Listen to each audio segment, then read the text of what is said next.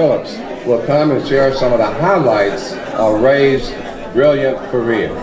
Gail Phillips. Good evening, everybody. Thank you for coming. Thank you for sharing this moment with us. I just want to share you a few of the highlights of Ray Charles because there's so many, and if I talked about everything, I'd be here all night long.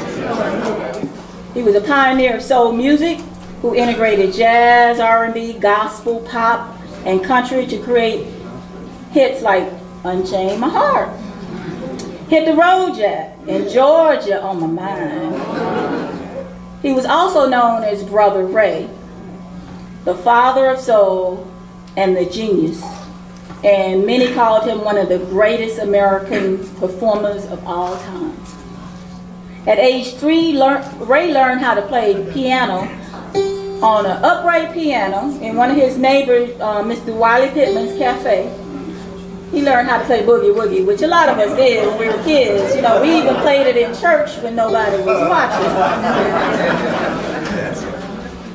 In addition to the piano, classical piano, he learned the organ, saxophone, clarinet, and trumpet.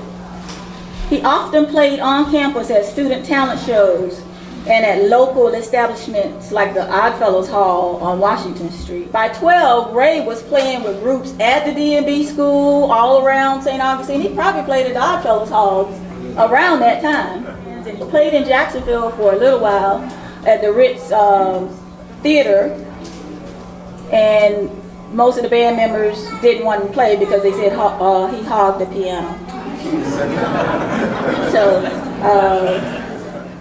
his first Grammy was for Georgia on My Mind. That was in 1950, and I think he's won several Grammys for Georgia on My Mind because he's done it.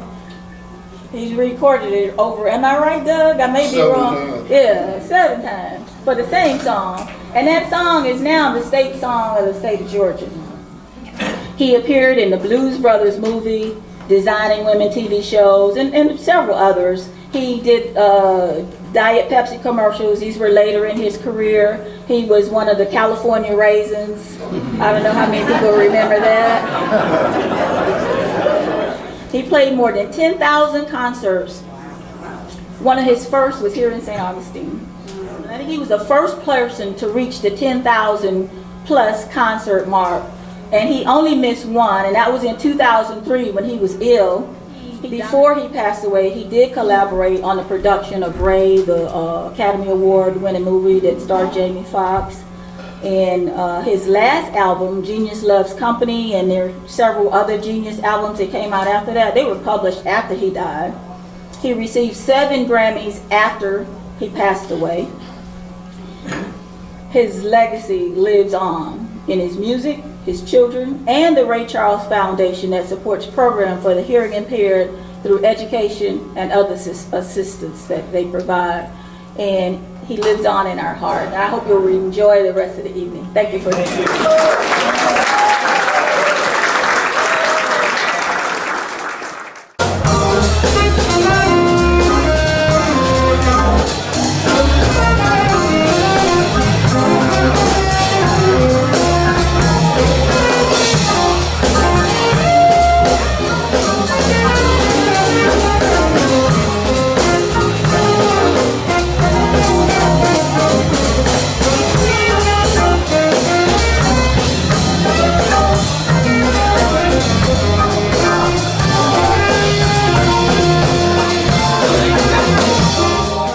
I have a paperweight that has informed my life, and what it says on it is really what Ray Charles' life is.